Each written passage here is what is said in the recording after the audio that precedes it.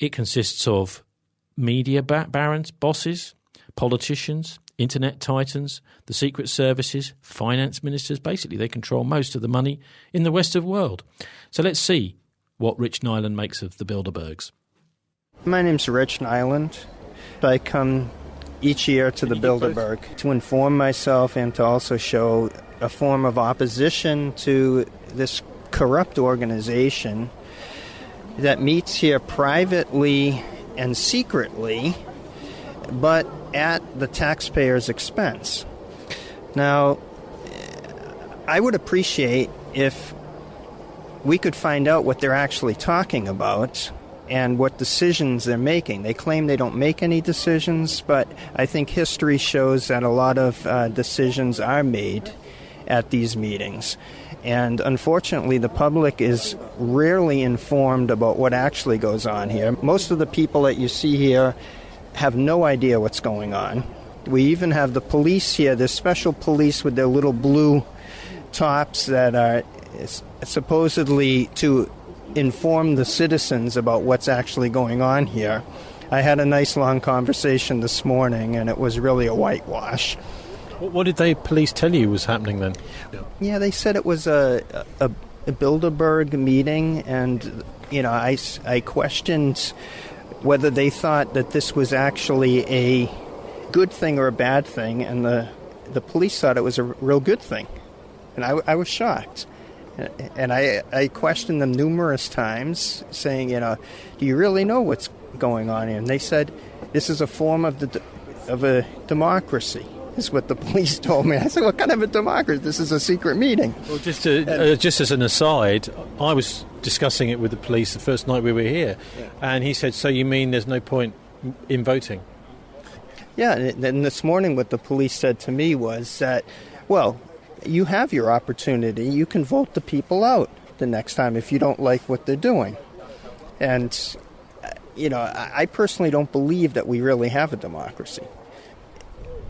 I think the main goal of what they want is they want to set up what they call a one-world government, but really it's a one-world dictatorship. They want to consolidate all the power into their hands, a small group elite, and basically the rest of the world will be enslaved. And that's the same thing that we've had this struggle now for hundreds of years, which is really freedom or tyranny. And that's what's at stake here.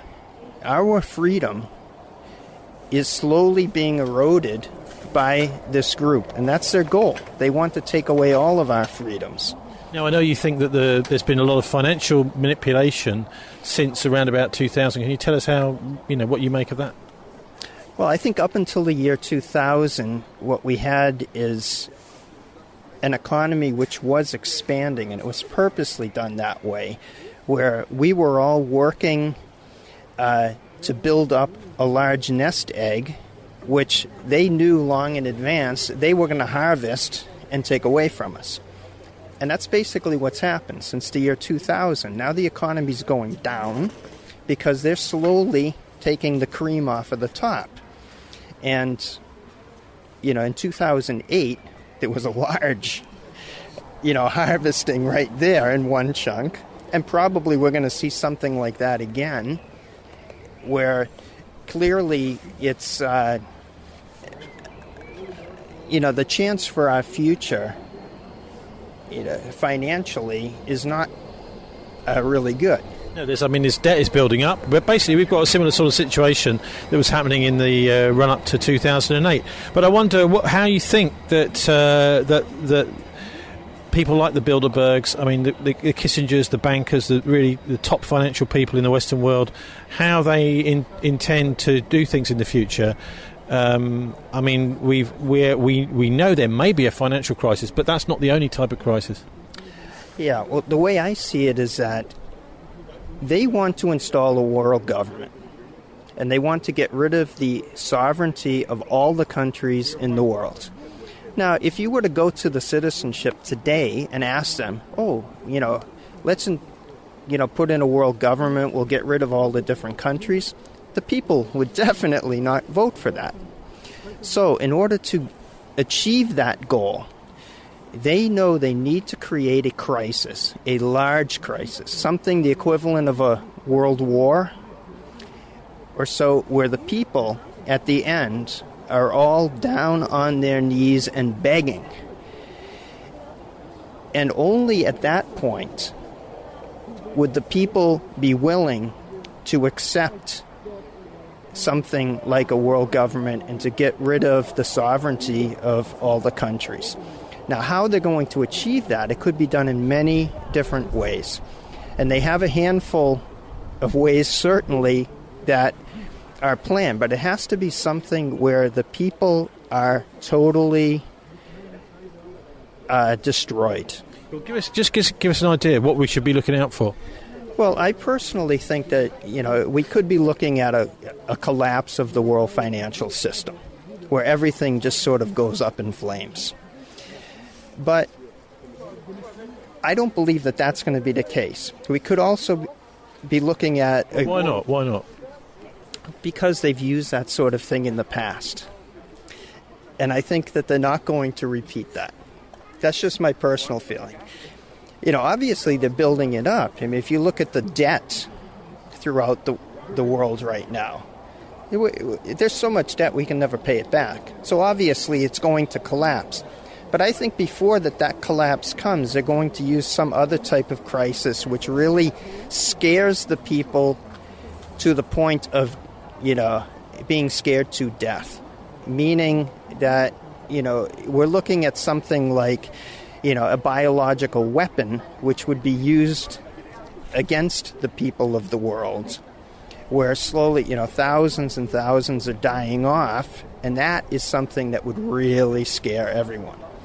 And I think these things like the Ebola epidemics that they're part of, I see these as sort of test phases to see how will people react if something like that happens.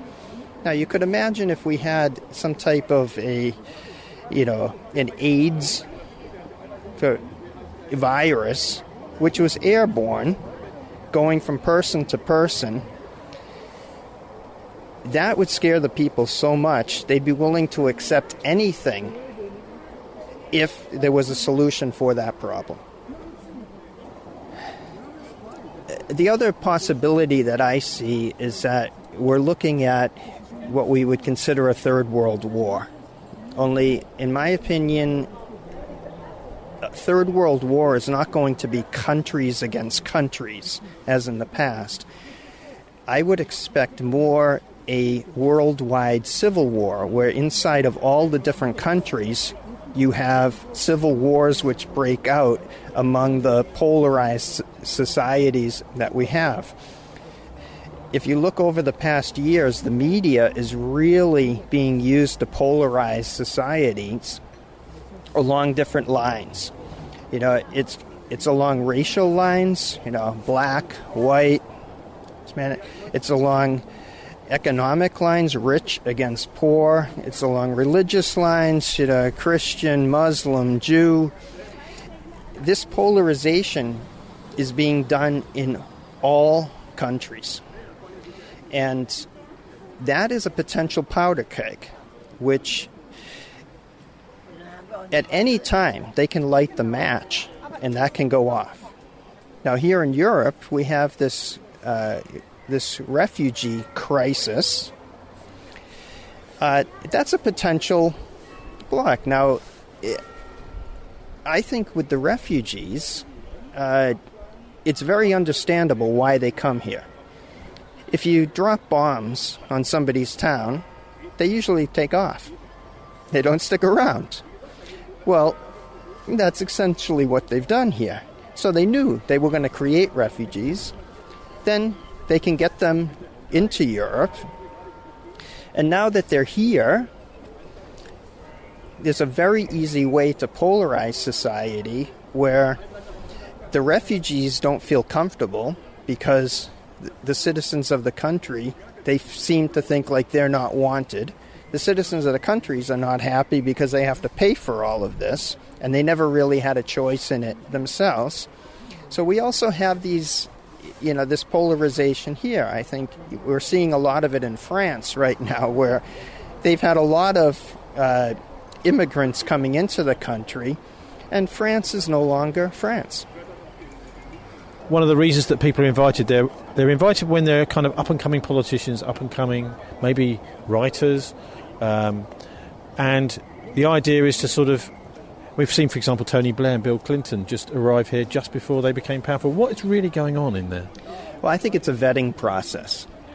I think that they do invite people here to the meetings for certain purposes, but mainly I think it's a vetting situation where they put them to the test and see how people react. And often, I would say the majority of the people who get invited to this meeting only show up once, and they don't get invited back. Now others who start getting invited back end up getting key roles. Now one I would name at this meeting is this Ursula von der Leyen. She was there last year, and she's here again this year. Well, that means that they probably have higher expectations for her. So she would be one who would be a potential replacement for Angela Merkel, who's sort of lost her appeal among the citizens. Your journey to finding out about Bilderberg really came through Iran-Contra. I mean, how does Iran-Contra lead here? Well, it had to do with the fact that the Iran-Contra situation was something that the press really, they knew about it for a long time. There were reporters down there actually following what was going on right through 1985 and back, and they would not report about it. And later, when it finally came out, they did end up having to report about it. But then we had the situation where William Casey from the CIA was the fall guy who was given all of the blame for it, and unfortunately he died with an operation. And that was pretty much the end of it. And for me, that was a key moment where I lost trust in the system. I wanted to figure out why that was. And that's where I began my journey, investigating people. And in the end, you end up with groups like this, this Bilderberg group is one of the key groups. It's a key roundtable group. I mean, some people will say that actually there's such a degree of manipulation that the Russians really, and the Chinese, you couldn't, that they are part of the game. This is just one part of a much bigger game with the Chinese and the Russians in on the same thing. What do you make of that? Well, that's my feeling. I actually think that all of these groups are played off against each other. And I don't think that there's really an opposition from the Russian side or from the Chinese side. If you take China, for example, they've been in on the game since 1973. When Kissinger and Nixon came up with the idea to basically transfer Western industry over to China, use the slave population there to build, goods cheaply, and then pay off the Chinese with the, American Treasury bills, which in the end are worthless. But now China owns quite a lot of Treasury bills. So, that was one way to help destroy, Western industry. And we have that today. That's, also, the slave factories. Apple is a very good example. They're building goods at slave wages, and that's one way to sort of keep an official inflation rate down when the real inflation rate is much higher. Yeah, because all of these goods that they're measuring the inflation rate with, this, basket of commodities and things, they contain things like iPhones or televisions or whatever. And from year to year, a slave gets the same wage. So you keep the inflation down. I wonder maybe if that kind of slavery type system is moving to the West, because we see a lot of people now completely dependent, even though they're working full time, dependent on kind of in-work benefits, things like that in Britain. But, I mean, I'm not going to let you off the hook on Russia, because are you telling us that what's been going on in eastern Ukraine, Donbass, that's staged? I personally believe it's staged. A lot of these color revolutions are what I would consider Western controlled. Money from the West comes in. They stir up some agitation to create a reaction. And this has been done, for years and years in many different places. I think Afghanistan was a good one, where the West funded Al-Qaeda in the beginning. They used the terrorists to go over the Soviet border, create terror attacks. The Soviets reacted to it, and that got the Afghanistan war going there back in 1980. And that was a big success. And that same situation is being used today even more. We saw it in Libya. It was the exact same thing. You send the terrorists in, they create problems, the country reacts. Gaddafi sent his troops as a reaction to that. Then in the press, it says, Gaddafi's troops are, committing terrible acts. We have to do something. And all of a sudden, NATO is dropping bombs. And now we have Libya as a failed state. Then what happened? They took those same terrorists. They went off on vacation for a while. And then later, they show up over in Syria and they do the same thing again. And I think probably in the end, the last domino to fall there will be Iran. I expect a very similar thing to happen in Iran. Well, you've been talking originally about these crises, that kind of thing, and that is, I think that's in a lot of people's mind here covering Bilderberg, that there's some crisis heading our way. We're not quite sure what. What are your thoughts about how ordinary folk can do something about this? Well, I think what's very important is that at this point, we really can't provide any opposition to what's going on. What we need to do is we need to inform people that a crisis will come. And when the crisis comes, we can't react the way they want us to react. And that's where I see the important thing is we need to get enough people informed so that they can explain it to others, that when the so-called crisis arrives, we can say, this is an artificial crisis here. It's not really a crisis. So don't react the way they want us to react. But the rich and powerful are not going to allow a plan B, are they? Well, that's right. But I think in the end, we're going to see some type of a revolution. And whether this revolution is successful or not, that's really the question, because we're dealing now with the very first time that the world has ever seen a technological tyranny. In the past, we didn't have such a technological control over the people. But we have Big Brother now, we have the police state, and those are things that, could you imagine if Hitler had that when he came to power? Things probably would have ended up differently. And unfortunately, that's where we are right now. Well, I mean, someone points out that IBM were helping the Nazis in the run-up to and during the Second World War in profiling people, categorizing them. Yes, but the technology at that time was fairly limited compared to what it is today. That's true. I mean, Thomas Watson, it was very much involved with that. Only most people don't know that. It's also the same question of, where did the funding come for Hitler? I always that's one of my questions I've always had, where I said, you had Germany, World War I, they were totally destroyed. Within 20 years, although they had to pay reparations and everything, they built the country back up, and all of a sudden they were a world power again. Money had to come from somewhere to finance that. And where did it come from? You don't get that in the school. There were court cases after World War II, which did show that there was funding coming from the West to fund Hitler. One of the examples was Union Bank. That was Prescott Bush days. There were the Harriman brothers. But that's just one example. I'm sure that there was a lot more than just that connection. But that's one that we know about because it was documented in actual court cases. Now, for a lot of people, this is quite dark stuff. They don't really want to think about it. It's actually quite scary. Anything you can say to sort of burst that bubble?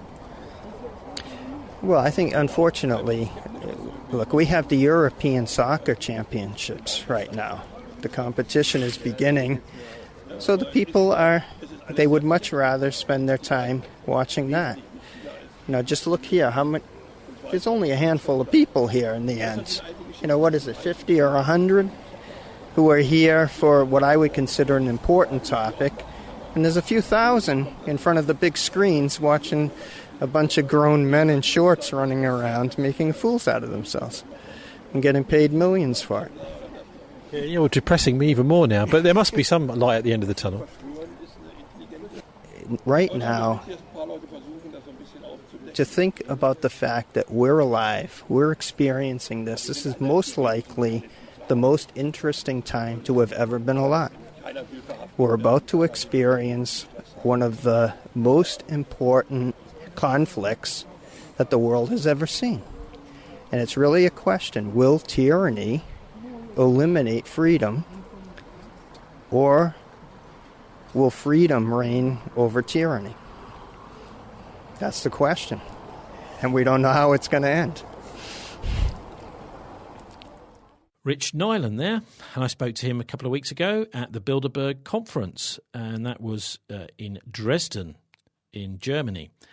The Bilderberg consists of about 130 of the most powerful people in the NATO countries. And some say it's a New World Order plot to take over the world.